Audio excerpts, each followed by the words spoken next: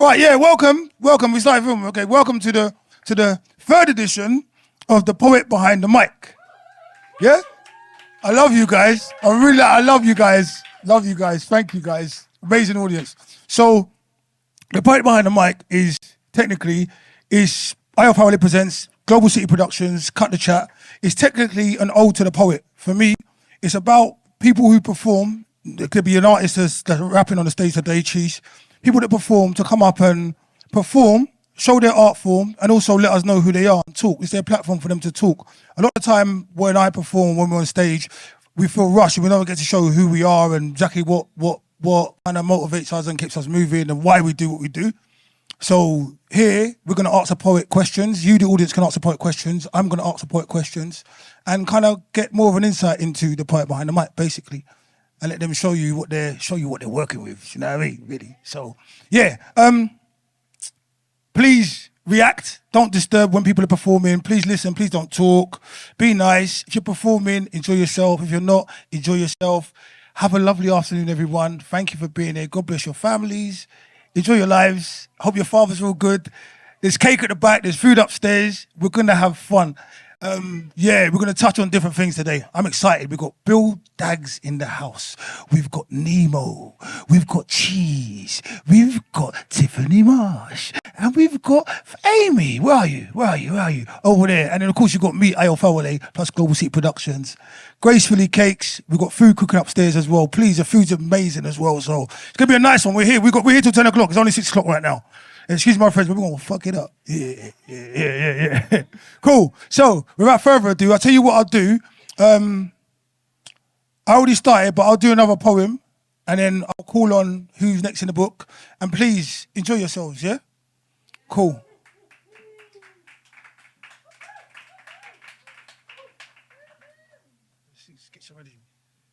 In a city jungle.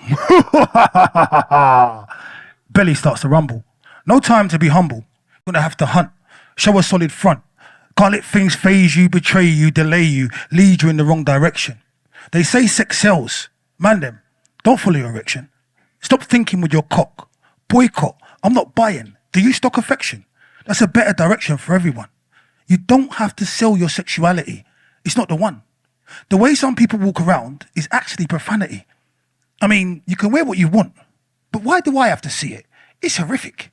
This ain't yard, it's not carnival, but you want to bear it all, thinking you look terrific. There are predators out there, ready to snap you up. They won't give a fuck. You'll be shit out of luck. Protect your young if you want to see them again. Young, be careful who you befriend.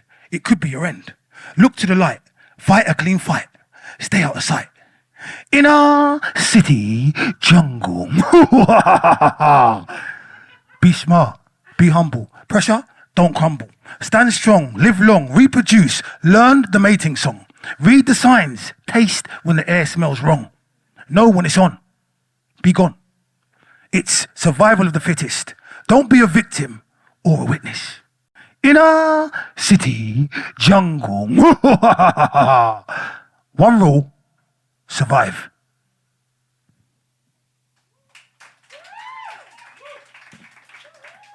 Thank you so much. Guys, you can ask me questions later if you feel like it. I'm going to get up on the stage. I know all you lot's energy, all the poets are coming up, don't know whose name I'm going to call. And you're just thinking, I don't even know whose name I'm going to call. And I can't find, okay, Amy. For Amy, come on, let's give it up for Amy. The power on the mic. Let's get some, girl. My name's Amy. I go by 4MI, Amy, whatever you want to call me. So today, the first piece I'm going to do is very piece close to, piece very close to my heart. The reason why I started doing poetry in the first place. So this piece is called Questions. Thank you. Love you too. I have questions. And these aren't the simple ones like, why did you take my best friend's life? Why did you take out that knife? Because I'm at the stage of my life where I need answers. And you've had way too many chances. My questions go back to the morning of the 24th of September 2019. Did you wake up in the morning and have your caffeine, or wake up in the morning and plan to do something obscene? Did you put your clothes on and whilst brushing your teeth decide you're going to bring out that demon beneath? Because I know Tashawn woke up with nothing but incitement, to see if Arsenal were going to bring him that joy and excitement? Why did you even have a knife of that caliber in your presence? It hurts me to even have to ask you that in this sentence. Hillingdon train station, that's where you both encountered one another, you on one platform and him on the other. Did you just want to cause harm? Or were you jealous of his smile and charm? Because all he did was look up, you got your back up, ask him what he was looking at and cross the platform to start a scrap. Why did you even speak to him like that? Could you not have just gone about your day without being a prat? No, you couldn't do that because you're on a plan to go out on a weekday and kill a young man. What went through your mind when you saw him for the first time? Please give me a little bit of insight. You plunged that knife into his heart in broad daylight. Did you not look at the blood on your hands? Was leaving him to die on that platform part of your plans? 2 days after his 20th birthday, laying on a platform with blood in his airway. Did you even care that my best friend was laying there? Did you imagine the people on that platform in fear? Let me explain something to you. A little insight to the pain and heartbreak that you put us through. Tashawn wasn't involved with gangs or drugs. He was filled with love, smiles and hugs. He made everyone's day just by being him. That Colgate smiling without fail or fresh trim. 3 years have passed and the feeling doesn't fade. Do you know the nights I've stayed up and just prayed? I didn't ever expect to grieve anyone at the age of 24, but weekly I find myself crumble on the floor. His memory is something that will live on forever, and I'll never have no forgiveness to you whatsoever. I've never experienced pain like losing T before. The darkness it brought, I thought I was done for. Tashawn will forever be my guidance and Superman whilst you spend 25 years rotting in a can. He may not be here, but I know he's got my back, giving me inspirations while I'm writing a track. I don't have the time for any more questions. I'm listening to T send me in the happiest direction. I miss you more and more each day. I hope you hear my love when I pray. Thank you for guiding me to this beautiful stage where I can use my pen to express my rage. I promise to make you proud in everything I do, wishing I could ask you to come through to see me show at a debut. One day, I'll even be on our favourite TV channel, but for now, rest in peace forever, Mr. Tashawn Daniel. Thank you very much.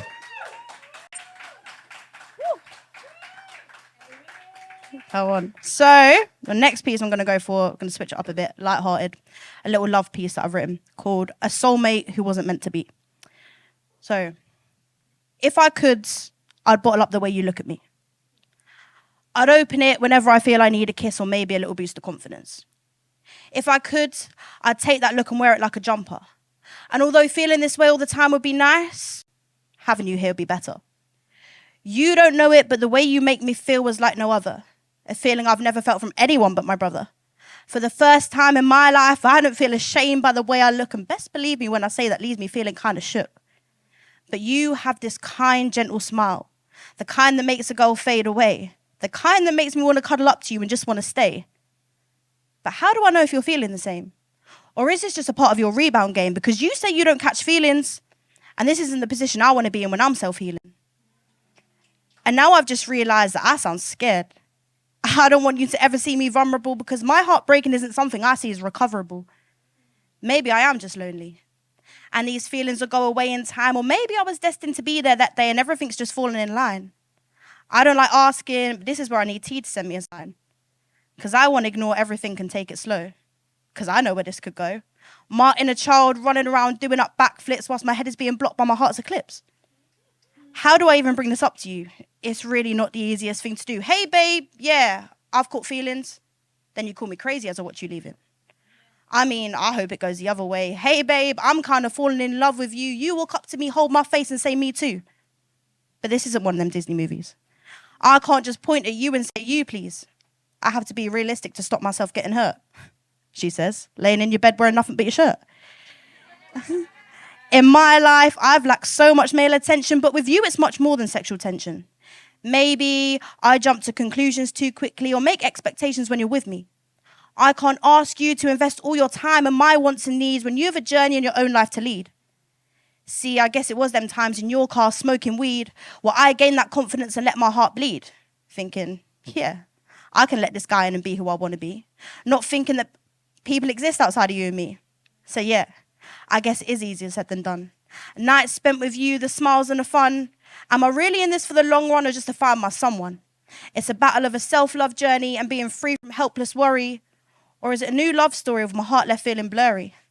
As a wise man once said, only time will tell as to which journey will prevail. Thank you very much. Come on. Come on. I did it.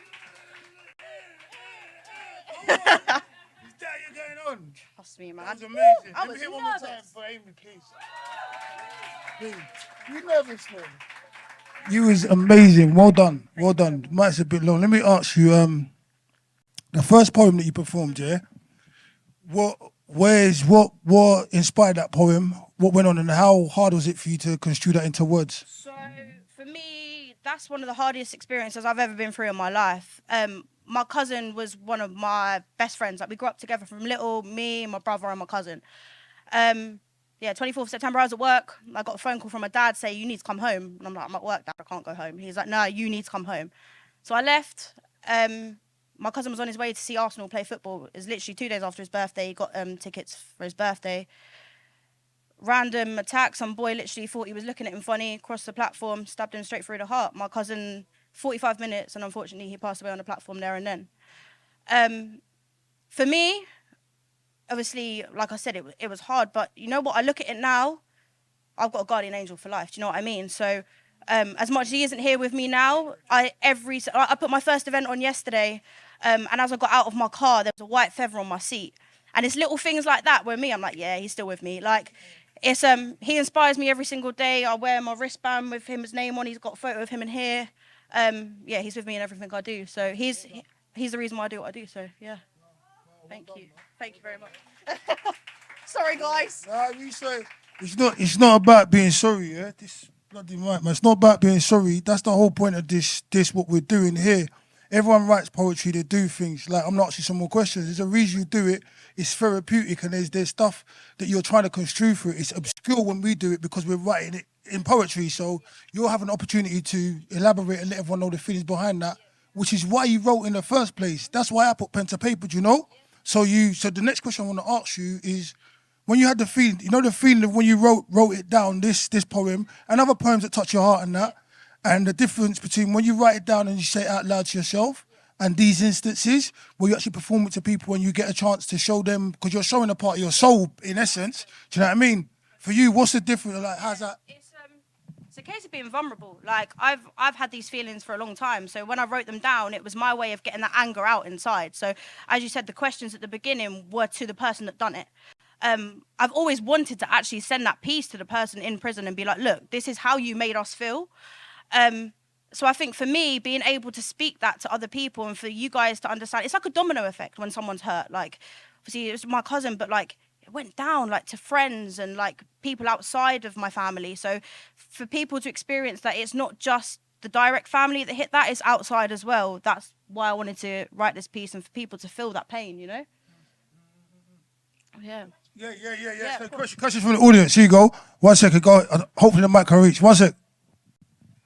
No, you got. I have to hold it. I'm just joking. I thought it was an ice cream cone. How does it make you feel now to express that vulnerability?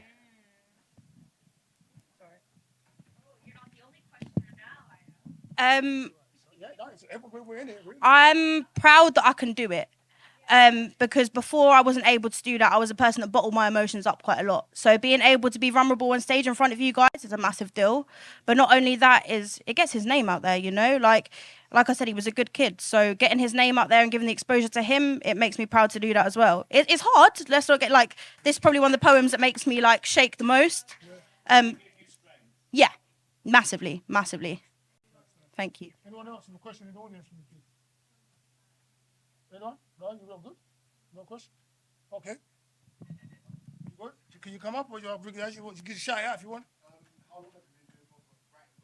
Writing. I've been writing for a year now, so this is. You're a baby. Yeah, I know. I'm a baby. Come on. Yeah, I've been on. I did my first performance back in July last year. So I've only been writing a year. But yeah, it's everything, you know. Another reason why I do what I do in my book, my boy Dave. So, It's your book. no, this is Santan, Dave, the rapper. Like, when I say to you, this guy changed my life. Like, I'm gonna shout him out because I always do. His psychodrama album. I heard that album when I was going through a shit time. listened to Psycho, and every single line he said, I was like, shit, like this guy's written out of my head. Like, how did he know? Tears streamed down my face. And I performed a piece a couple of months ago, and a girl came up to me in tears and was literally like, you've gone in my head and written down exactly how I was feeling. It's like, that is the reason why I do this. To change someone's life and make it better is the reason why I want to do what I do. Yeah. Please, your socials, where can we find you? All that stuff, please. So my socials are 4mi_rights on Instagram, TikTok as well. And yeah, really, that's all me. When you're at it, it's not, they talk to each other. Thank you very much. For me. Thank you very much. Come on. Fantastic, well done. I enjoyed that, you know. That touched me. Hold on a minute. Because what was the other stuff? Come here, back here a minute. Sorry, guys. Yeah, the boyfriend stuff. I forgot. Sorry, one more, because we did our show. What's the boyfriend stuff about? Or the girlfriend stuff? I don't know if it's A waste man. No, I'm joking. I met a guy last year, fell in love with the boy, clearly. Told me 3 months down the line that he actually had a girlfriend the whole time. So, yeah, broke my heart a little bit, but you know what? He gave me inspiration to write, so that's the main thing. So, you know what? I'm grateful for it, because he's the reason why I did this piece, and it's one of my favourites, so shout at him. Give it back to him, like. Oh, yeah, he's had some shit given back to him in pieces, don't worry about it. This was the nice one, so... Maybe another time we can get one of those poems up here. For Amy, thank you so much. Thank you very much. Yeah, I like that. So, without further ado, next on the stage, we have an amazing young lady who's here in the corner, hiding her face. Next up, right behind the mic, is Nemo. Give up for Nemo, please. Come here and enjoy yourself, Nemo. Come on. That's why I wait for you. Like there's cake in the back. During her performance, I'm going to get myself some cake. So I'm just letting you lot know. There's none left. You know what happened. Just saying, innit? Yeah. Nemo, welcome to the stage. Okay. This one's called How I Wish to Be Loved. Okay. I crave a hand on my cheek, gentle, that strokes not just my skin, but the self-loathing that can boil within. I crave to be looked in the eye and blinked. But instead, can you please drink in me and my acceptance of you? For I don't just wear armor, I wear my heart on my sleeve and my shoulder. That carries all of your tears and fears. But what about my tears and fears? I wish to be respected, crowned a princess, crowned a queen, crowned a goddess by you.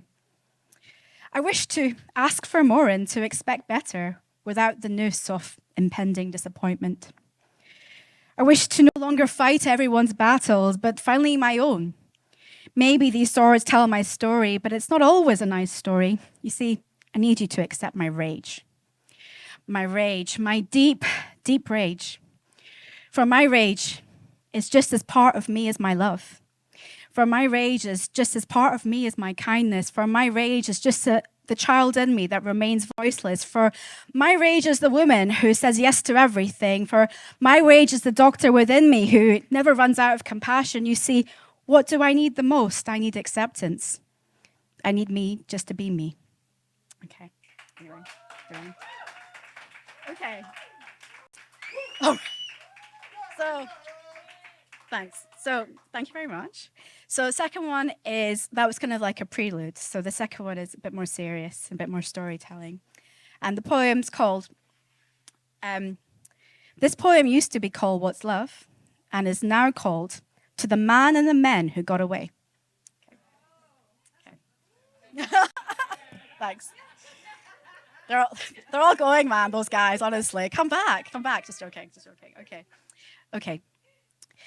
It's blue eyes meets brown eyes. It's pink lips puckered, where the only sounds coming out are the truth is the truth. It's a space where there's no anxiety, no gravity, no levity, only purity.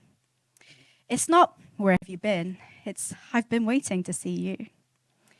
It's stroking hands, not egos. It's 3-hour hugs in bed where I feel like a small, precious pearl. His arms around me like an oyster that can't be shut. This is our home. Safe home. No thieves can get to this home. No one can hurt me in this home. No one can manipulate me and disappoint me in this home. It's the truth. The pane of these windows are lined with the truth. It's the truth. It's two people with different places, different speeds, but the same operation. It's two people with their own goals, their own lives, and yet somehow always unlock the same door home. You see, we are a house. He's upstairs, I'm downstairs. We are the same but different. It's his hands on my curves, it's my mouth by his ears. You're mine, he whispered. I said I always will be, but how can I say these words so confidently when I've been so hurt before, when the man I almost married once asked me if I deserved to be loved if I kept behaving how I was. Yeah. I tell him the stories from 6 years ago with the same lips that he kissed, and he listens. He listens. He listens.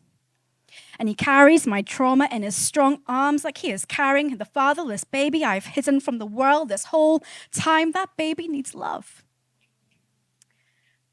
I tell him how I couldn't eat, that he would never let me eat, and that the utter oppression and character assassination led me to making myself numb in the face of intimacy because I couldn't really handle anybody really looking at me. He listened. He listened. He listened. And said if he ever saw my ex in his juice bar in Fulham, he would find a way to get under his skin. How dare anybody hurt my Nemo? It's the truth. It's the truth. It's the truth. A few hours later, he walked out the door and said goodbye. There was no chasing. There were no text messages. There was only the feeling of validation. And of how. How could I have ever given anyone else a book of the ugliest part of my life? Apart from him, a book I know, a book he has read, but stored safe in my hands for me to store away, not to be reopened another day. It's the truth. It's the truth. It's the truth. Domestic abuse needs validation from men. We need you to listen to the parts that even make you squirm, to feel we weren't alone, to feel that it was real and that it was wrong, to feel this isn't a war of man versus woman, of woman versus man, to feel we are just one. One singular, one connected and vibrating, one string of dazzling fairy lights that ripple through the darkness of the injustice of this life. One, just one. Two hearts, like two dogs that sleep together, paw to paw. That's it. Thanks, guys. Can we hear one more time from Nemo, please? Look at this mic. Wow, wow, wow. I'm gonna hope. Yeah, no, yeah. You hear that? You hear that? Say it again. Come on, Nemo. I nearly couldn't get up. I forgot to get up to come and do what I needed to do because I was that engrossed in what you just did. I'm just serious. I'm telling you, like, both poems were amazing, but the second one took me away. Wow. What did it feel like writing that? It just actually really weird because I wrote it so quickly because I guess it was something I guess I had to say. It was such a revelation. So the person it's about is just, classic situationship type person who's kind of important to you, but doesn't want commitment, but you still keep seeing them over again. And he's regardless, but, I think when we had that conversation, I never really thought about writing about my ex and the shitness that we went through. And like, I knew I had to at some point, but I didn't know how to do that because there's just so much to explore, and it's so deeply embedded in you. You just carry it every day, and you get used to carrying it. But actually, when I spoke to this guy, Matt, he's got a name. Luckily he's not here because otherwise he'd just have a fucking big head and something. Anyway. I didn't know you were Scottish. You got Scottish accent? Yeah, I do. Yeah. Thanks. Good. So it was good to write it. It was good to perform it. Yeah. So, like, for me, like it's a theme that I know I'm from as well, and for Amy did, and it's nice. It's therapeutic for us when we have relationships to get it off our chest. You know, like that's the way. That's self therapy. So like, how much did it ease it? And then what other questions I want to ask you? That's right. How much did it ease it? How much did it ease it? You getting it off your chest, and how did it feel? Like, how did it feel performing it every single time? Because it must give you a lift every time, kind of thing. Yeah, it kind of makes me say that I'm not living in that place anymore. I've I'm in a different world now, and I'm a different person, and I'm letting it go. And I think of all the people I probably told that story to, you know, this the way he listened to me. It was just that he listened. That's all he had to do. He really, yeah. Yeah, like you guys did today. So thank you so much for that. Thanks for hearing me. I really appreciate it. Got any questions, please? Anyway, you lot are shy out here. Go on.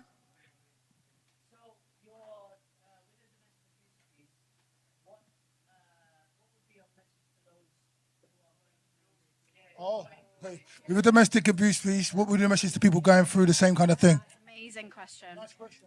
Greg, that's such a good question. I think talk to people. Talk to someone you trust, because the problem with relationships like that is, and I really hope this isn't triggering for anybody at the moment, and please tell me if it is. But the problem is that you're so enthralled by this person that you gain they've taken away all your power by lots of like emotional manipulation and ways of reducing your self-esteem, and you honestly believe you're the one with the problem. And I talk to the advice I'd give is tell it like it is, and don't hold back to somebody you trust, because they'll drum sense into you, and that's what happened to me, and that's how I left him. Ha. Yeah, and I can do this. Is there anything else you want to say, Nemo? Where we can see you, where we can find you? Yeah. Okay. And listen, that was amazing. Seriously, you really touched me. I'm saying, like, from me to you, I get the chance to say it was just so nice, and that was just my thing. I don't know what it done to each and everyone else out here individually, but yeah. Thank you so much, Ayo. I've got another question, sorry. You want the mic? Yeah. Sorry, I get totally invested there. What do you do if you can't find somebody you can't trust? This is real. We all have friends, but if we've got nobody we can trust, who do we reach out to? Thank you. That's a good question as well. There are domestic helplines. You should speak to your GP. You should speak to anyone who works in healthcare that you might see. You should speak to the police. You should speak to the police. I don't know how good they'll be, but you should. You should actually. Do you know what? You should. Yeah. Okay. You should come to me as well. Yes. Amazing answer. Yes. Thank you, Meredith. Thank you, Jolene. Okay. Nemo, thank you so much. Yeah, your socials. We can't find you unless you do your socials. All that beautiful poetry, and then we want to know where to find you. Have you got any more poems? Have I got any more poems? Yeah. You got another one that you can do off the top of your head? No. All right, let's get your socials in. That's all right. But that's very kind. So Instagram is Finding Name It. But actually, I write a blog if you want to read that, and I also write. Yeah, it's on my Instagram. I do. No, not at all. It's fine. It's totally fine. I also have something very special coming up, which I'm shamelessly going to plug, which is on the 6th of August. So I have like a. Listen, we're gonna do right now. Nemo, what we're gonna do. Don't listen. Look, this is what me and you gonna do right now. Yeah, me and you. Because if you're doing something, I want you to, as someone comedian says, say it with your chest. Like, I want you to look at the people when you're saying and tell them you got something, because you're doing something. Now, I'm saying you don't need to be shy, because you're amazing. So I'm saying this is for future as well. So please let us know what you're doing in August. Please let them know. Look at them and let them know. Guys, please. yeah, thank you. Okay. I tell you. So very. Okay. Cool. I'm doing it.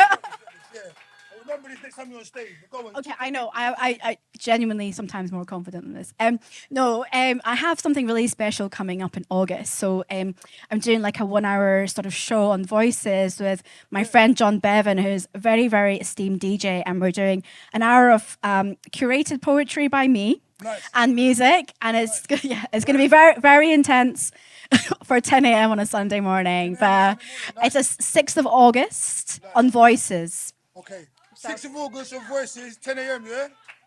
I'm so excited. It's on radio. It's on the radio. Well done. Woo. Well done. Well done. 10 a.m. 6th of August. You're gonna find Nemo. What station? Where?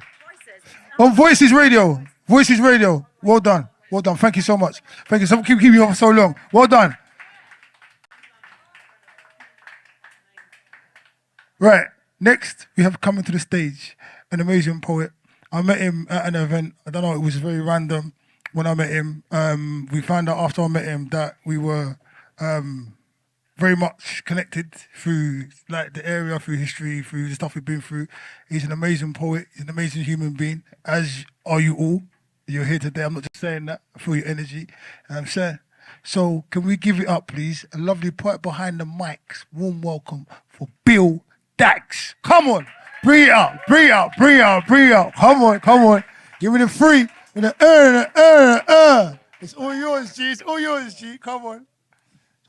Easy. Hold the mic. Yeah, no. Let's put it down. So I'm gonna do the thing that you said to not do, and be on the page. It's all right. It's all right. All right. It's no. I'll bring it up a little bit, like that. That's fine. That's great. Good. You do your thing. All right. Whoa. Here we go. Boy. Father's Day, huh? Father's Day. I've been a baby. I've been a dog. I've been a horse. What else was I today? Dad. So yeah, Father's Day. Love Father's Day. Oh, fucking Father's Day. Knackering. So but yeah, Father's Day. Nice. Big up all the dads. Big up all the dads and the grandfathers and all of the. But let's be real. Big up the mothers, because without the mothers, there's no fathers. So yeah,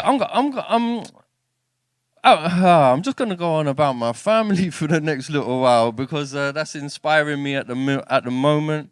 And yeah, this is for my girls, my daughter and my beautiful missus. So yo, it's the plane taking off that always jars me a bit. I know it shouldn't be a thing, but it is. I ordered my water with fizz. I watch the bubbles climb the side. Condensation descends the outer walls. I look outside the windows out at it all. It's never what the head says. I always let the stomach decide. It'll be all right. Ordered the shawarma with rice. Didn't even touch the sides. I watched the tarmac, rubber leave the tarmac, and I swear I caught a glimpse of her eyes, the trace of her tiny hand as she waved me goodbye. It'll be all right. Yo, I should have used the evening to write, but the truth is, I truly got high. Sent a voice note before I put the joint to my lips. With bated breath, I waited for the reply. No response got me anxious, got me checking the Wi-Fi. No flashing lights, I guess everything's fine. It'll be all right.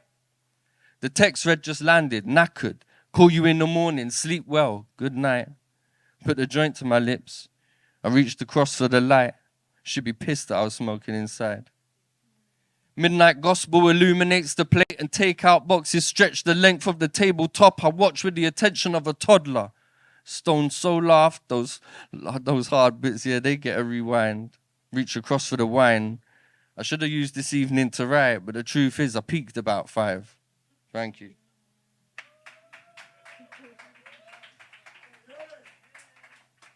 That's when the cat's away, the mice get stoned. You get me? All right. So my I keep saying missus, but I'm old school. She's my missus and she's my partner. But yeah, my missus, she introduced me to a fantastic place. She's French, and the south of France is a wondrous place. I've been going there for about 7 years now. Very, very luckily, never been like in anywhere like that before I met her. And yeah, it's a madness. Now we're taking my daughter there, and this is called Chablis. You know about Chablis? I didn't know about Chablis. Now I know about Chablis. You get me? Chablis. All right. Summers spent in the south of France sipping Chablis like council juice. I don't remember days sober. September turns October. Yo. Summers spent in the south of France sipping Chablis like council juice. I don't remember days sober. September turns October. I prefer the winter here, conditions extreme like proper seasons. The river's never frozen, though the water's always freezing. A shock to the system, Wi-Fi barely existent. When the currents broke the bank, it completely flooded Michelle's kitchen. Said it hadn't poured like this in 40 years, landscape arid, grass burnt like the skin of the Englishman that travels in from Paris. Struggles with the language, wondered why I'd studied Spanish. When they made it to X, the colours changed to shades of Cezanne. You can see why they chose the subject, the hills that draw you into them. I whispered to the missus, it was gratitude, it was different, it was living. It was nights spent on the terrace watching stars shoot out in the distance, its existence that I didn't know existed. Pasties clouded, that's the vision of the mountains. If you listen, it's cicadas, it's the crickets, the mystiques that try to pick it. Figs as sweet as the view Yvette told me, go pick it.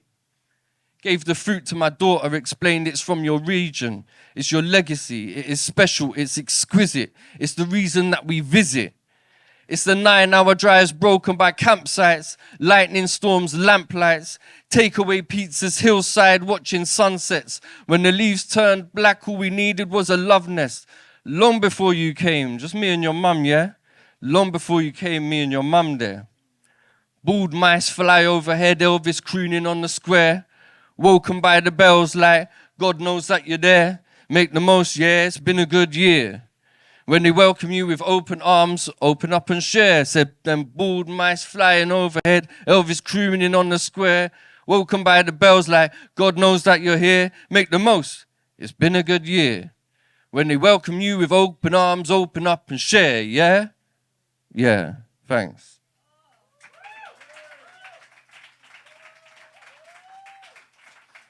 Am I good? Got another? Yeah? All right. This is about a different family. A family that I still have to this day, who are close from young, from infant. They're still my closest. You know, our family is more than blood. Well, this is much more than blood. And sometimes much more than family. When the sun set, they held a retrospective on the hill. It was like Hounds of Love was early South London drill. It must have been the scent that made the Primrose so chill. No muscle cramps or spasms since they left the whip in Camden. Sharks out of water felt like plankton. They were not within their zone. They were not around the man them. Something changed though. Guided by the fairy lights and whipped cream dream vessels, shells hit the ground when the dust settled down by the bench. Pressed a couple moths for the scrapbook. No hard feelings. All consenting adults. There's fire in their eyes and the flames look content. The fireflies arrive post-rave looking fresh to death. They spoke openly in sign, and never was the need to break the contact of their eyes. The vibe's still there, you can smell it on their breath. The twilight air still as elegant as ever. She moved around the bodies like a ballet, how she tiptoed over every piece of flesh and made them goosebumps surface. Hairs all dancing like a troupe, it was worth it for the iPhone photo shoot, mood absurdist. They worship moons and as they settle for the sun while the Spanish girl spun fires like a life-size Lucky Charm or a lifeboat. Guided by a lighthouse, in the house of my love, where they never turn the lights out. There's something quite familiar, though something they have never known. When they drove back to the ends, they didn't even touch the stereo. The smiles that hugged their faces, loud enough to drown a whip, a rhythm that's infectious. Ain't trying to turn it down a bit, the smiles that set the tone. They spent the night analyzing life. Ain't nothing like stepping out your comfort zone, am I right? What's a box if the walls fall down? You never know. You ain't always got to reap what you sow. And so, thank you. Yeah, I'm done. No, if you feel comfortable, you got one more, you still got time for one more. I don't like getting people down. You do always feel comfortable and do. No, I'm good. Unless people want one more, I'm good. All right. That's what's up. Hey, sir, thank you very much, sir. Oh, thank you very much, sir. All right. This is very new. I don't even know if it's finished yet, but fuck it, why not? It's called morning journals. Who's done morning journals? It's a bit of a madness. Really, really interesting stuff. The lucidity of it. Although I feel like kind of my life is a morning journal at the moment because it's just bare lucid. 3-year-olds. Eyes blurred from the thrashing, 4 a.m. sleepless nights. I write, Chris, good news. I can do it if you like. The line-up's tight. There's some things I'd like to try. 404, tape delay, A4 page and a mic. Reminds me of them bubblegum nights in low light. The mandy on my tongue, that taste I don't like. The retinas that left a trace of the strobe. I put the phone on the bedside table and dozed. Morning journals read like Murakami. Still can't believe the question Celeste asked me. She laughs at the answers like I'm balmy. I can get away with anything since I got all arty. That's a pass. If I let it pass by me, then I'm daft. You can tie a flag to a mast, but can't mask the fact it won't blow with no gust. That's a par. They said I've been a bag of winds since I was young, but I'm just gassed. No car. But I've been doing miles like Blue Note signed me. No cigar. Close. Little gelato in the jar. In case of emergency, break the glass. Break a few hearts. You ain't getting nowhere without treading a few plants through the shrubs. So I put them roses in the vase. The weeds in between two pieces of plastic and crushed the buds. Said those dreams weren't made for us. Close but no. Yo, thanks for the time. I hope you got your best life because I'm living mine. 2 ships in the night. Loose lips and that. Come to think of it, I wonder whose lips in that. I hope they're kind. I hope they give you all the time that I could never find. I hope everything's fine. Or what a time to be alive. Thank you very much. Big up everyone who is here and performing tonight. Boom. Nice. Hey, yo. Yes, sorry, but I got. Do you want one of these? It's all fish fritters. We've got some food cooking upstairs. It's coming down. If you're hungry, you can get a plate of food. We've got some samples coming down to you too. Sorry to not give this guy his props, but please, can we give it up for Bill Dags in the house, please?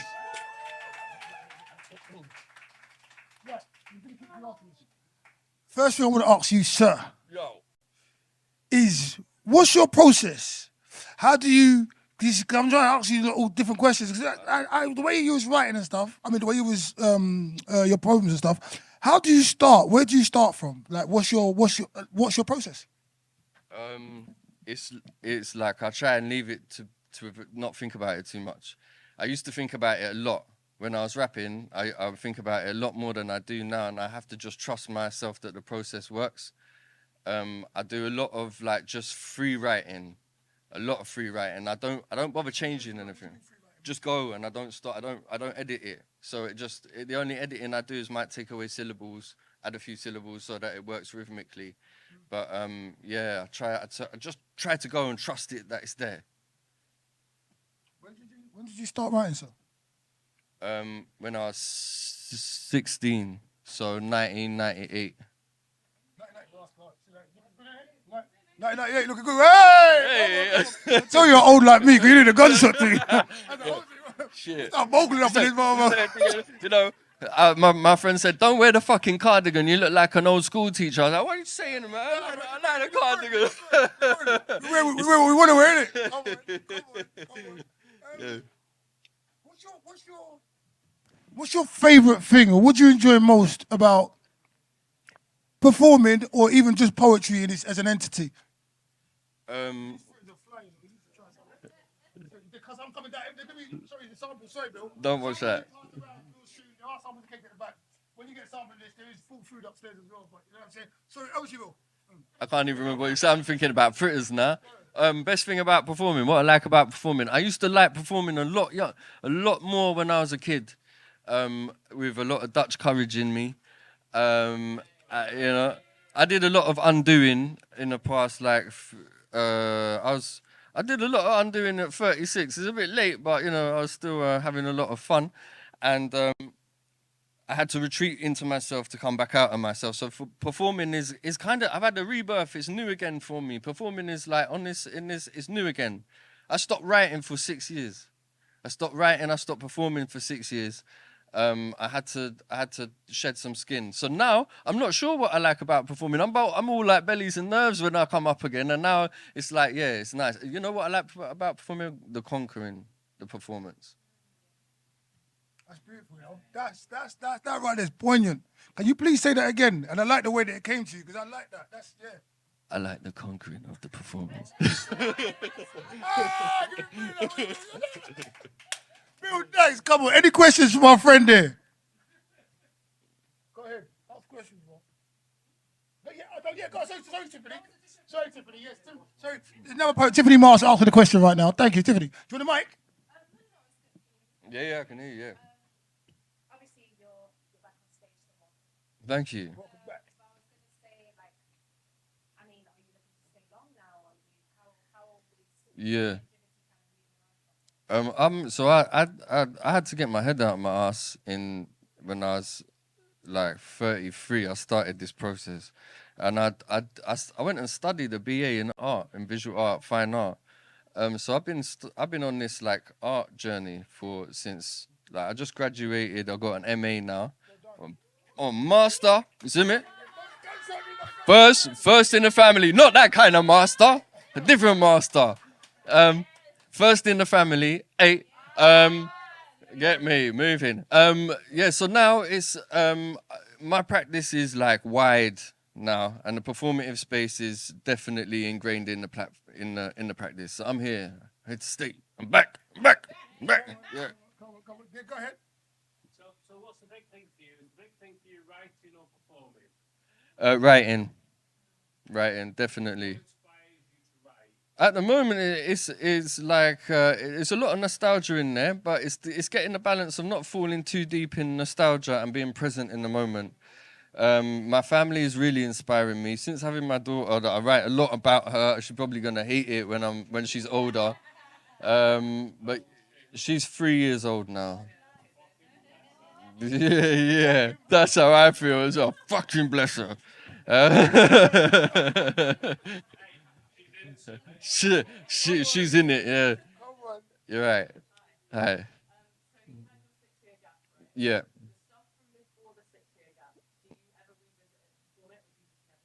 I don't touch it, but it exists. I'm not as scared of it like I was before. And it's like I was definitely toying with the idea of taking it away from a public realm because of having a daughter now and what the content was at a certain time. But we live, we grow, and I think that to hide that growth from my daughter and for young people to see that and then see that change is a good thing. So boom, yeah.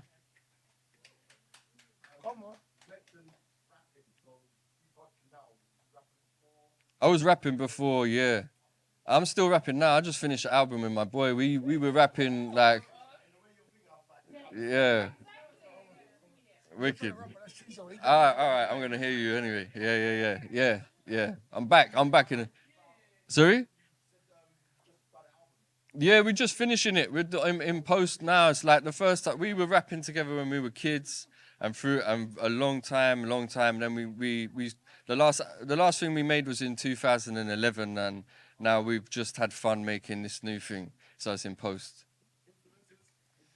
Oh man, it's like UK, Task Force, Mud, all of them from them times. At the moment,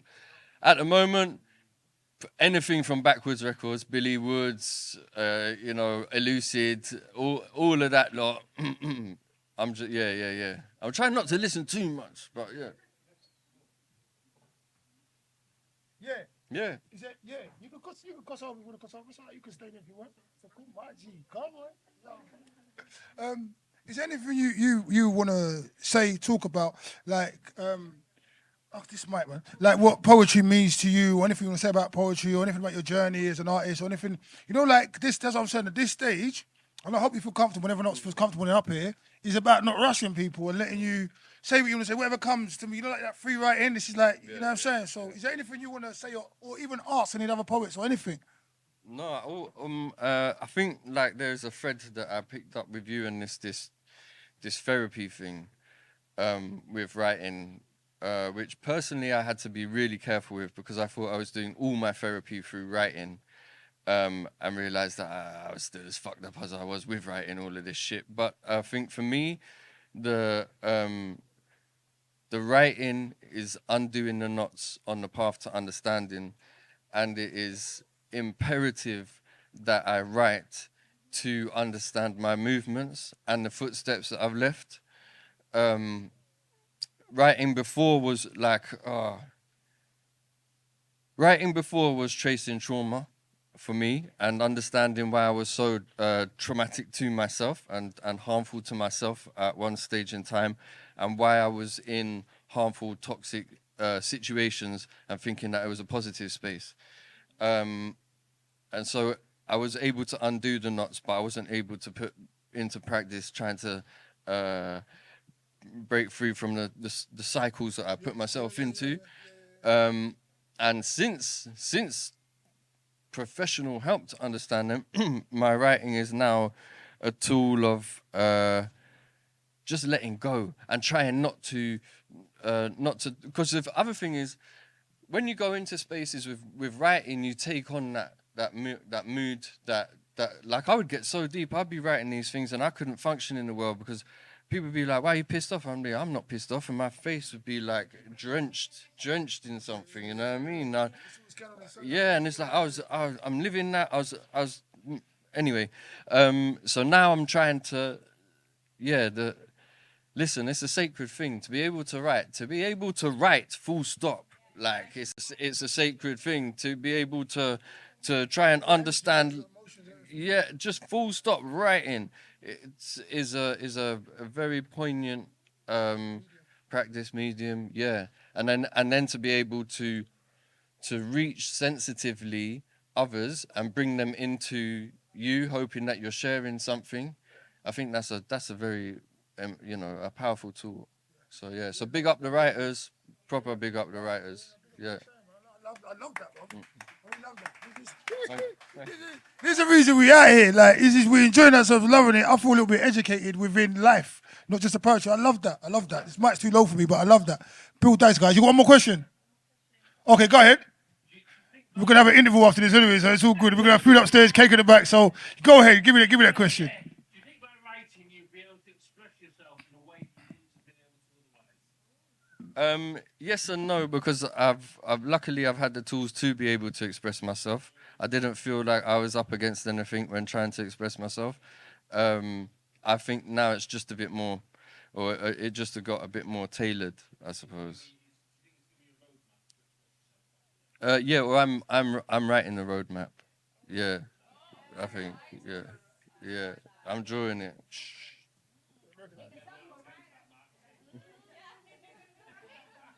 Bill Daggs, ladies and gentlemen. Thank you. Come on.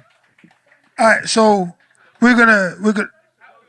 No. Bill, come back upstairs, man. Come back up. He's up here. Look, come back up. Get it right. Let's get it right. The social things are madness. I'm like 41 years old. I'm still trying. You know what I mean? It's like, come on, bro. It's like socials. Yeah. I was going to say, that's a problem I have as well, and I get it. You come up to perform, you never came here to give all that stuff, and it's hard because you're just performing, so it's to switch into that mode. I get it. But it's like, like I was like, any chance you want to do it off page? I'm like, bro, it's like, when I was young, I did enough ketamine to kill a field of horses, like, trying to remember my fucking name at the moment and what I was doing yesterday is a performance in itself. So I'm not going to spare you that. I'm going to spare you that. I will spare you that. At Bill Daggs, no spaces, BILLDAGGS. That's my name, right? Yeah. So, yeah. No spaces, guys, yeah? Apple Daggs. Thank you, Phil, man. Thank you so much. Guys, this is the point behind the mic. We've got an interval now. We've got food upstairs. If you want to order some food, I can get the menu for you. It's not, I don't think it's full price the menu is supposed to be because we're testing things out, so you get a nice little discount. The food's amazing as well. They've had the testers. We've got cake at the back. I also have, in light of that, the 100th episode of my podcast airing next week, Saturday. It's at the Pleasance Theatre. Find that, come and talk to me. I'll give you the links. You can get tickets. We've got loads going on there. It's going to be lots of fun. Loads of people performing. Champagne reception. We're going to have a party over there because it's 100. So you want to come and party with me? It's going to be a once only thing, obviously. It's the 100th episode. It's only going to happen once. So get the details from me if you haven't got a ticket already. Come down and party with us still. And yeah, there's cake, there's food. Grab what you've got with the interval. And we've got some amazing artists after the interval. Thank you, guys.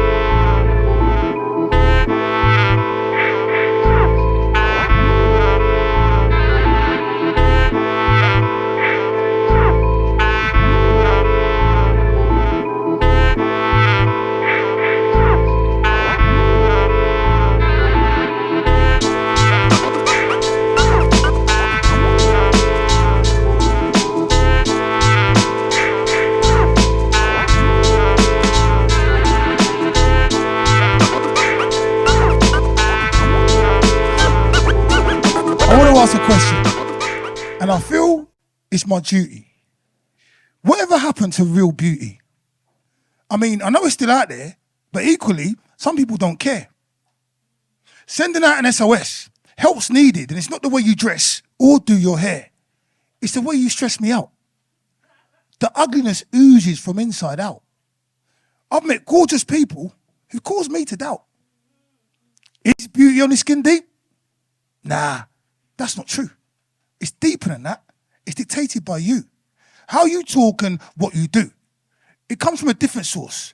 Deep inside, it bubbles up like a fountain. From your soul, it erupts from your mountain like a volcano out of control. Every human has it, but some block it. Stop it. Let it go. Let it flow. Allow it to show. Let your soul glow. Eddie Murphy. Beauty, for me, comes from integrity, empathy, sympathy, honesty, loyalty, charity, selflessness, anger, devoid of profanity, common sense, intelligence, a respect for humanity. It's insanity, the things that are done in the name of vanity. Alterations, complexion changes, born looking one way, then one rearranges their face. Bigger tits, fuller lips, tummy tuck. What the liposuction? Deconstruction of what makes you unique. If we carry on like this, the future's bleak. Let those who have ears listen. Let those who have eyes see. For you to find, you first must seek. Believe you me, beauty is not only skin deep.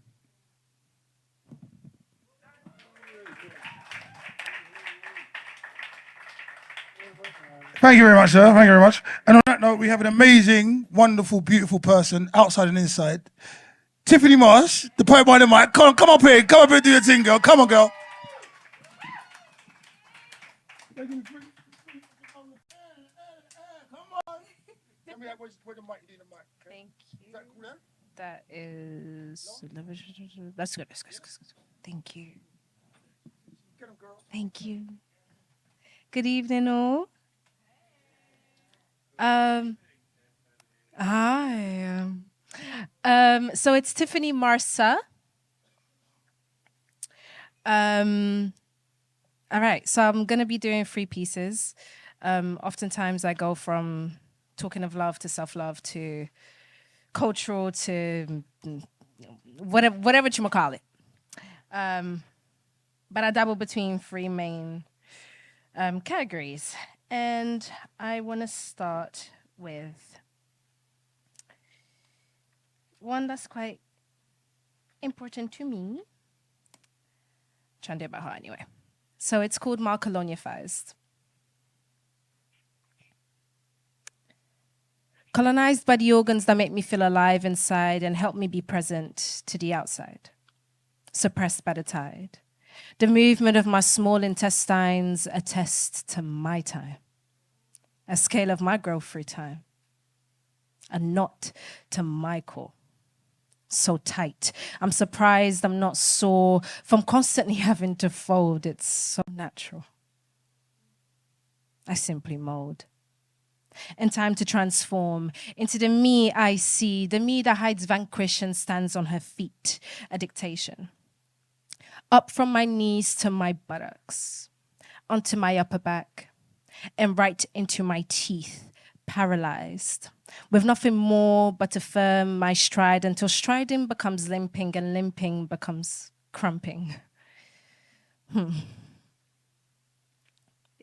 If only you knew the fight going on inside, because my small intestines are simply gathering the troops.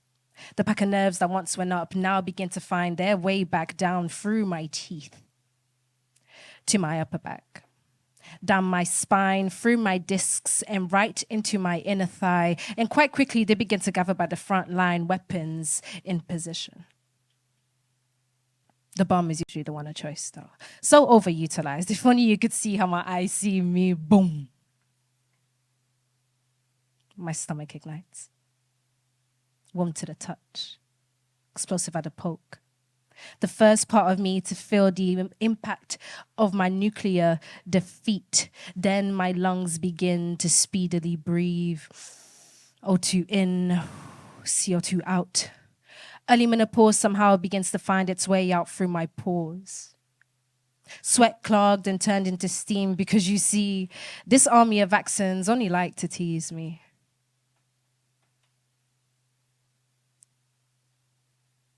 Give me a sec. They only like to tease me.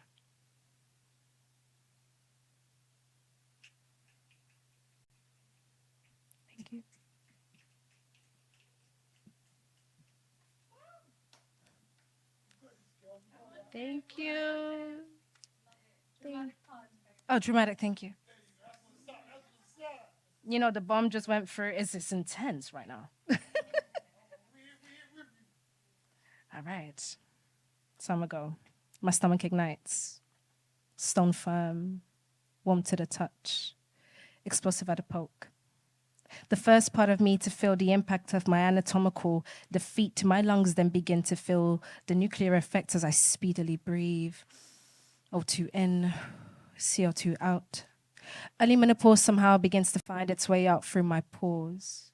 Sweat clogged and transformed into steam because you see, this army of accents only like to tease me.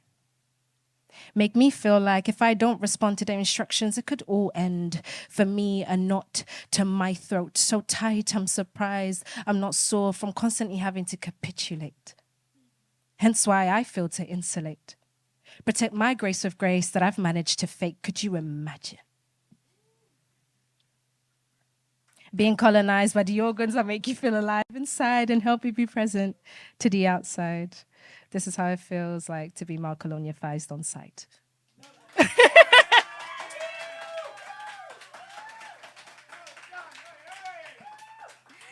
Thank you.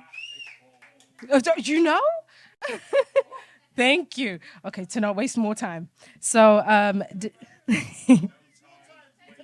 thank you. Thank you. So this next one is probably one of my favorites. It's the first time that I feel like I went on him in a piece, just real Hulk on him. But then again, my Hulk is very this, in comparison to much. So I'm gonna try and do it off book once again.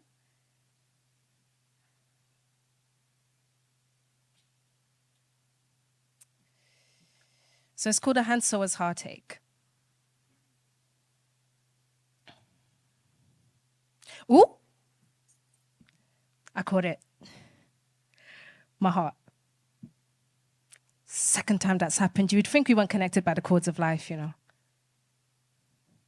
in case you were wondering why it does keep happening, I've managed not to stitch myself up properly.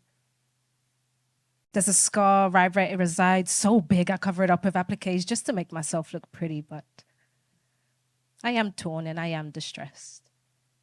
Manipulated manufacturing, I guess. I have tried to stitch myself up properly before multiple times, and even though today it's only managed to slip out twice.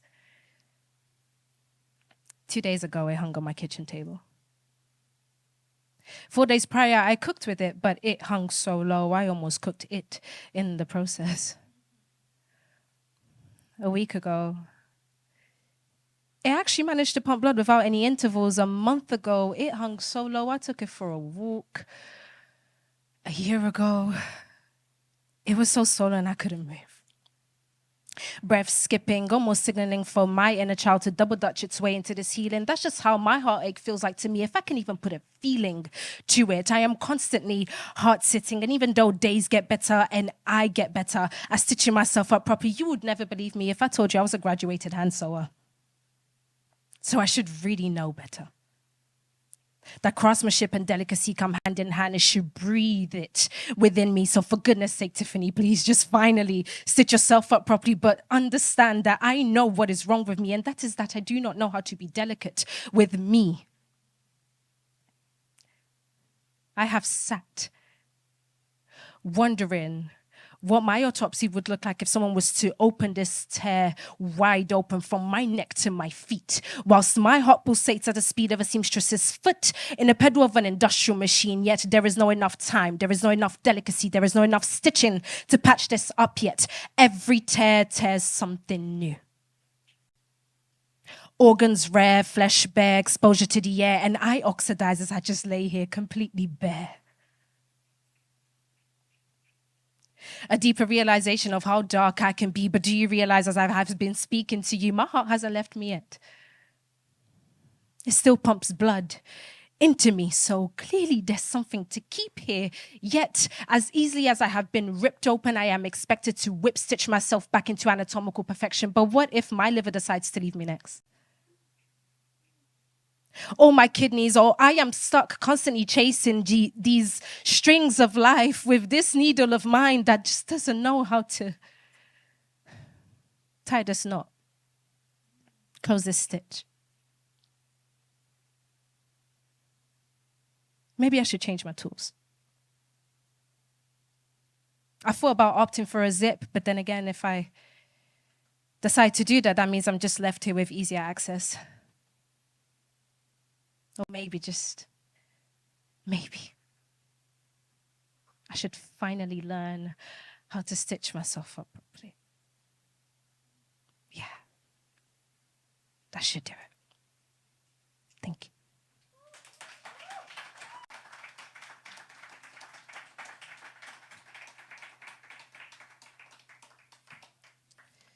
So that was one of my faves.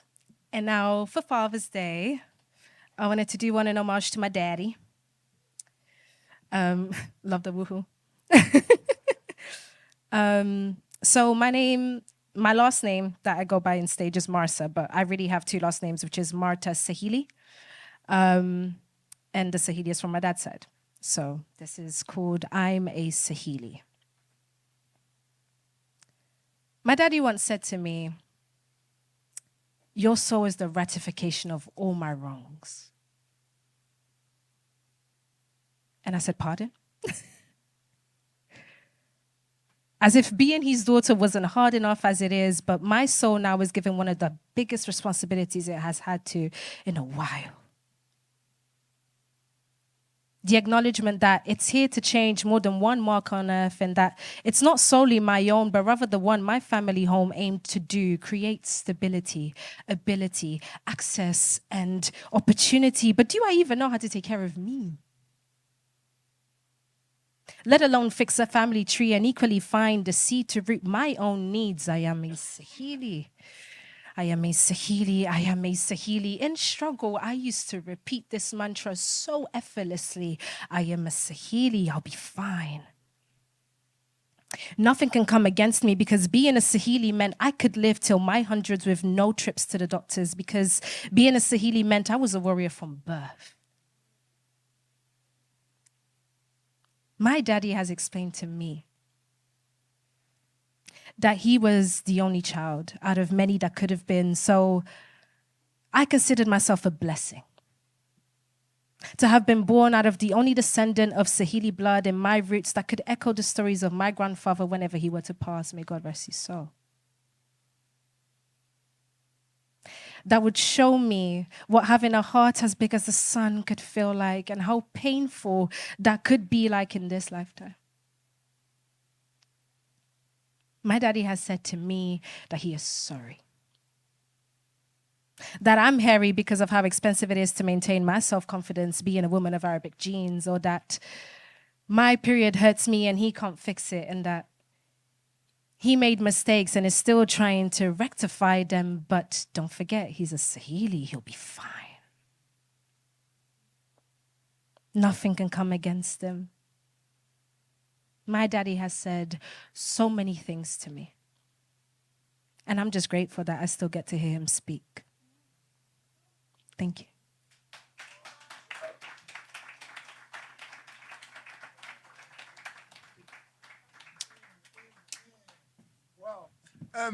Can we hear it again for Tiffany? Marsa. Marsa, Tiffany Marsa. Amazing, amazing, amazing, amazing, amazing. I had a question for you. It's just evaded me now. It was about your second piece. What was your second piece again? A hand sewer's heartache. Why is it your favorite piece? So I have very specific favorites. And I think it's because as a writer, you write 10,000 things, and at times you're just trying to find a way to say the right thing in your words. And with this piece, it came out of complete heartache. Like, I literally, the one thing that inspired it is one day I legit cried and crumbled onto my kitchen table. That's exactly how it felt like. And I didn't know how else to say that. But with that, and I'm going to go off on a tangent to talk about being a writer, but with that, being a writer, you end up realizing that that's all you do. You put your heart to kitchen tables. That's what you're here to naturally do. And so when I wrote that, or when I felt that, automatically I was like, okay, like how can I actually put this to something that can be understood? And I always say I don't write for others first, I write for me first. Because if I write for me first, then you can know exactly what I mean and it can touch you exactly how it's supposed to.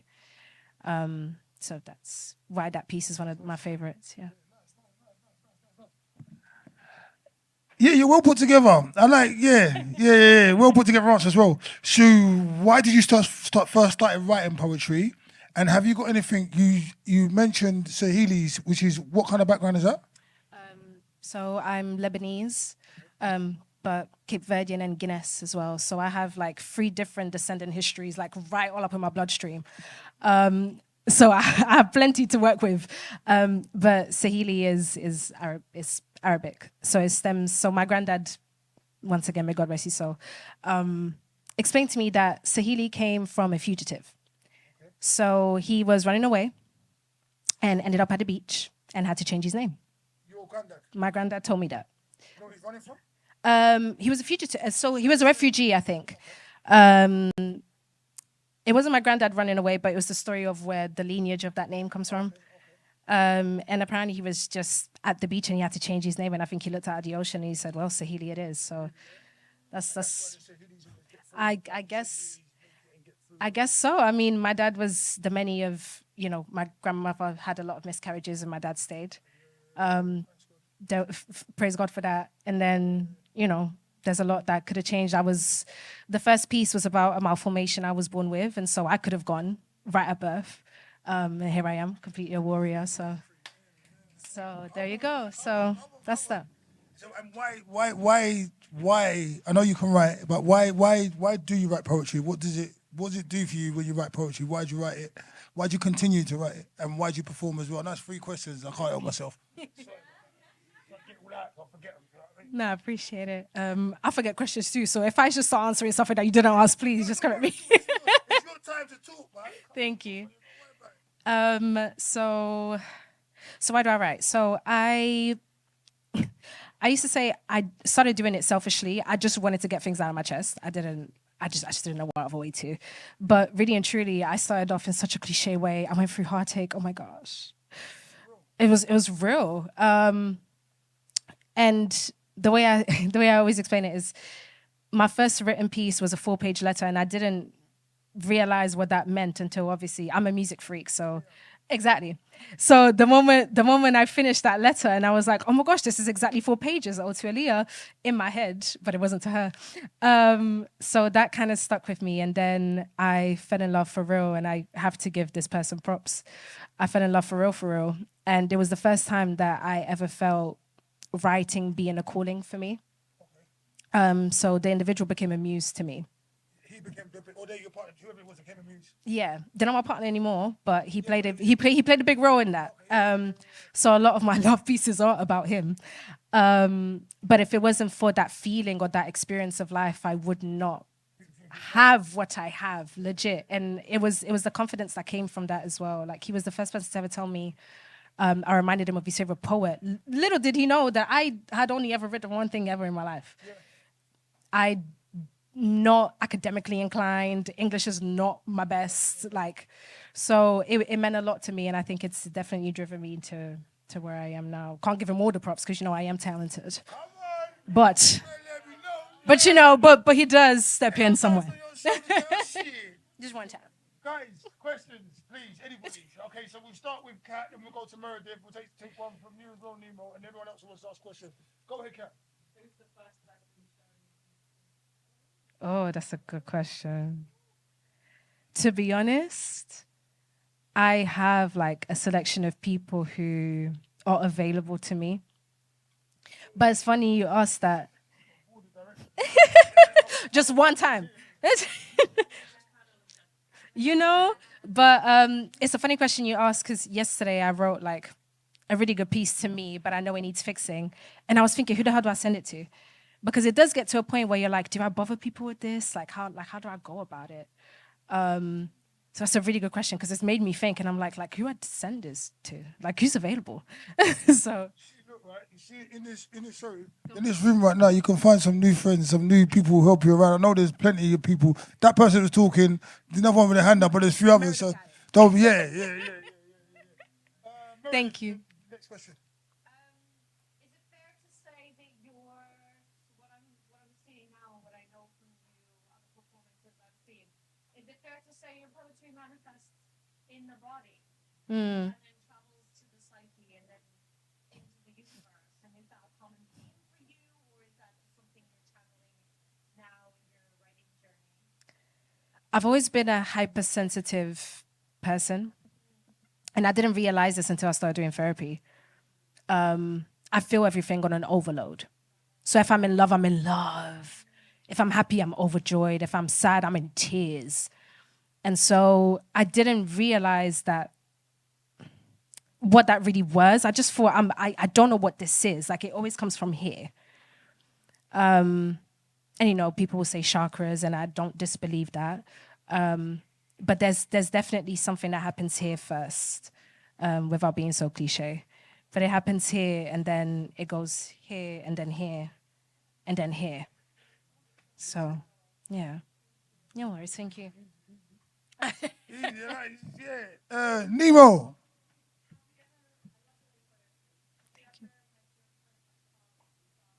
Say again? Oh, have you Not read yet. The father? Say the question and then so. So have I read the piece about my father to my father? Not yet. I have a few pieces about my father. I haven't, and I know he'll cry because I feel like my sensitivity comes from him.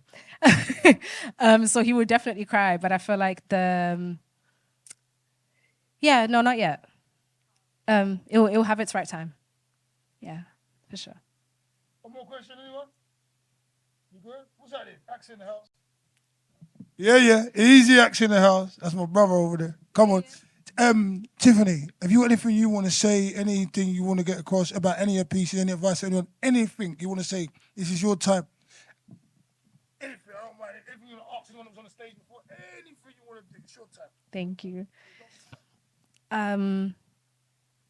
I said the first piece for a reason. So obviously my malformation is what it is. Please feel free to come to me if you're curious about what it is. I have no problem. The reason why I say it and the reason why I have no problem repeating it 10,000 times, it's because it's not something that's very much known. It's 1 in 5,000 babies that are born like that.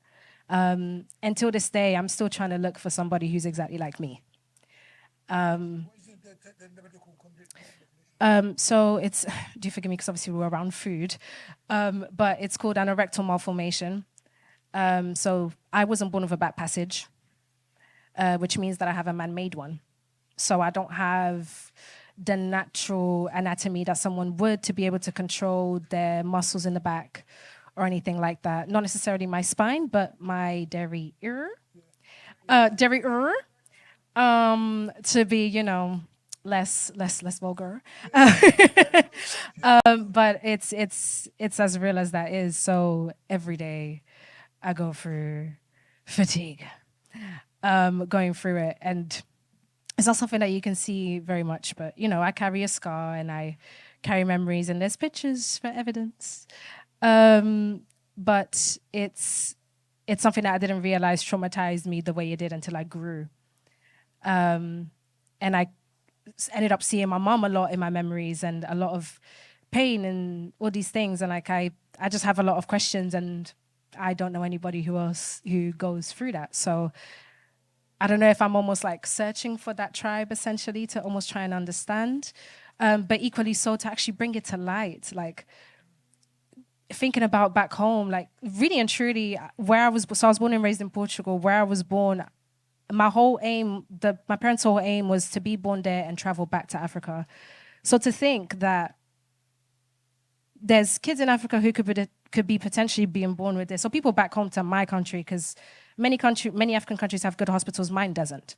So to think that I went through all that great treatment in a European country where they had the facilities, to think that a child could go through the exact same, or a parent could go through that agony, to see their kid go through that agony and not know how to maintain or how to control it or how to even go through it.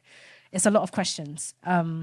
So yeah, like I want to open that conversation and have that be something that's I can talk to about anybody and with. So thank you for that. Thank you.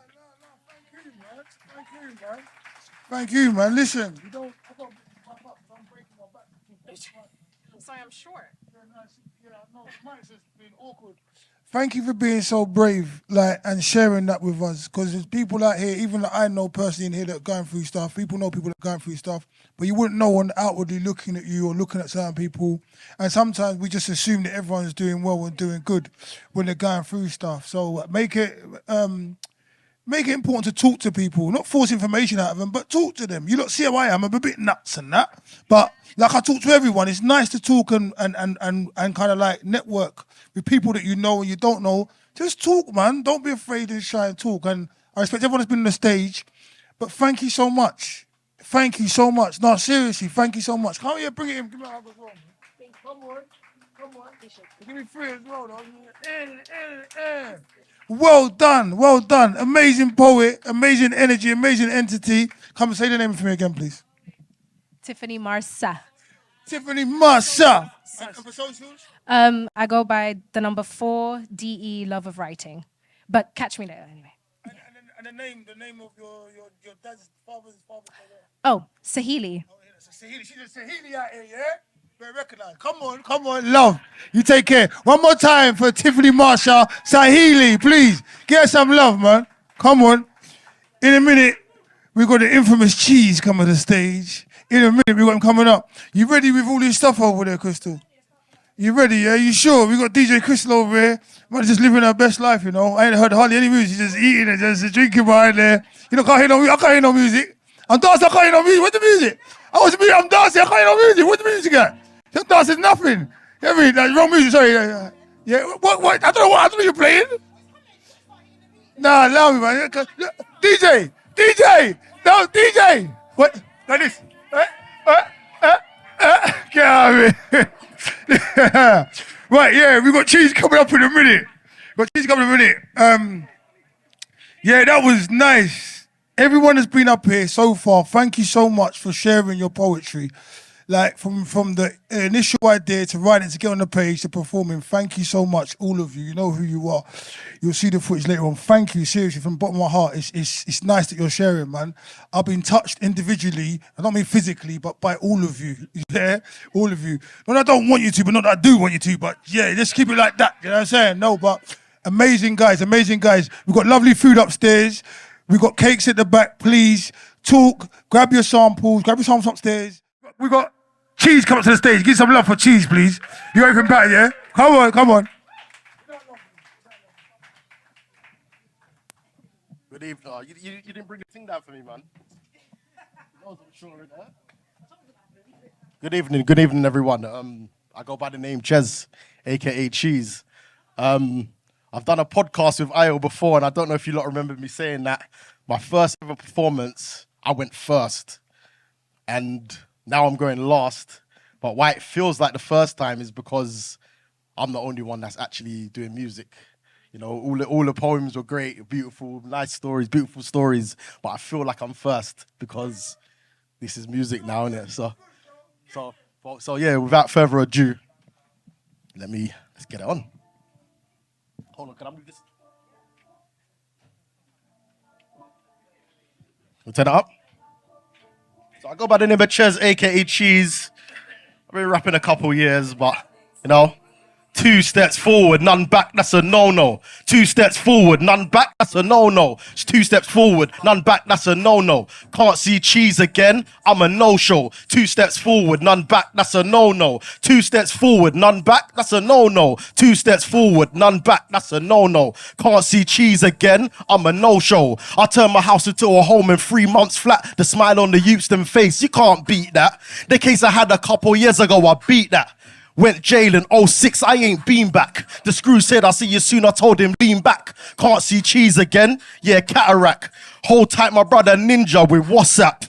What'd you talk about? No, I don't watch that. 2 steps forward, and I ain't taking 1 back. Took a couple of L's, now it's time for the bounce back. Got haters wondering, how did you do that? Chest out, chin up, put my creps on and slewed that. Eyes at the back of my head, I don't look back. I'm the best version of me, I'm like hook crack. Yeah, I'm from the hood, but I don't mess with hood rats. Can't see cheese again? Yeah, repeat that. 2 steps forward, none back, that's a no-no. 2 steps forward, none back, that's a no-no. 2 steps forward, none back, that's a no-no. Can't see cheese again? I'm a no-show. 2 steps forward, none back, that's a no-no. 2 steps forward, none back, that's a no-no. 2 steps forward, none back, that's a no-no. Can't see cheese again? I'm a no-show. I ain't playing around, this ain't no long thing. Just take the flow, then you'll know that I'm on things. I'm a flight to LA, you man are pontins. Don't know what you got till it's gone. How's that song sing? Yeah, my bars are getting tighter. Holler at your boy if he need a ghostwriter. I'm like a rhino mixed with some cider. Star in the hood. I forgot my words, but you know how it goes sometimes. Sometimes the nerves just get to you a little bit and it's too much. Let's go. Cheese. Chess, aka Cheese. Yo. Everybody wants to know me, but you may never know me. Cause you are not my homie. Only my closest men are called broski. Only one woman holds me. To make it 2 different love, you gotta show me. Baby boy, but I'm no longer Jody. Problem on your chest, all you gotta do is phone me. I want respect, cause yes, I am an OG. As a kid, my mama always told me, don't rely on no female. Wanna see heaven, cause I definitely seen hell. Won't go into details, but it ain't pretty, man. I'd rather work in retail. Demolition, man, I understand the 3 seashells. Donna ran Pam and another name, Michelle. They're my 3 sisters. I swear my life's full of blisters. You can't match my resistance. Stop celebrating Christmas. God forgive my existence. But you know my persistence. Let's get together, all my brothers and my sisters. White History Month, tell me, would they really feel this? Forgive me for my realness. They really tried to kill this. I understand Jesus, but then he says some shit like he's trying to get his head bust. We need to rebuild us. We need to regain trust. My name ain't Parks, but you can guarantee that I'm getting on the same bus. I wanna see me make it. Yo, I'm gonna see Wagwan. I'm just a London boy. I wanna see me make it. Yo, let's go. Yo, my life took a new turn. So now I gotta stand firm. Cut out this white noise, it's crazy. And I miss my little baby. Throw my BM off a bridge like Slim Shady. People come and go, it doesn't really faze me.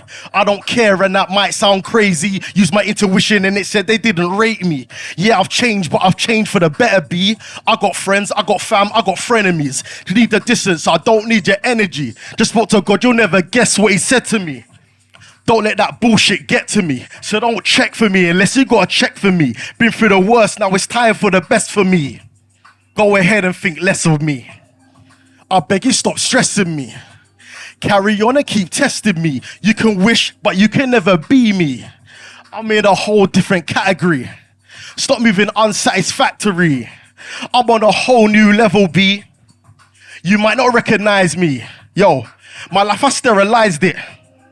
Your life needs sterilizing. Put all that bad shit behind me. Cause I gotta keep striving. I'm in a deep end cause I went and dived in. The lies I'm never minding. The lies you hide behind them. But the truth you'll always find them. The truth you can't disguise them. I wanna see me make it. Yo. I'm just a London boy. I wanna see me make it. I just wanna have some fun. I wanna see Wagwan. You know what? My friend was actually meant to hear and perform with me today, but he couldn't make it. So, yeah. It's just gonna roll out. Thank you for listening. Cheese. Bring up. What? Can I bring that? You want that? Guys, see, let's hear it for cheese. Okay, so my socials are official __ cheese. Yeah, so hit me up. Official __ cheese with a Z. Cheese with a Z.